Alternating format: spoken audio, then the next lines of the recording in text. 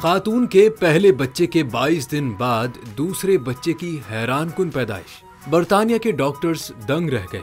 अक्सर जब जुड़वा बच्चे पैदा होते हैं तो उनकी पैदाइश में मिनटों का वक्फा जरूर होता है। ताहम एक ऐसी खातून भी है जिसने पहले बच्चे की पैदाइश के 22 दिन बाद दूसरे जुड़वा बच्चे को जन्म दिया।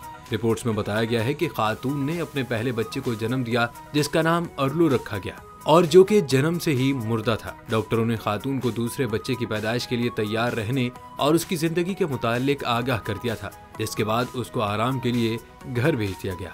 ताहम 22 दिन बाद खातून के यहाँ सीजरिन सेक्शन के जरिए दूसरा बच्चा पैदा हुआ जिसका नाम एस्ट्रो रखा गया और तमाम तवक्कुआत के बरक्स मौज़ाना तौर पर जिंदा बच गया।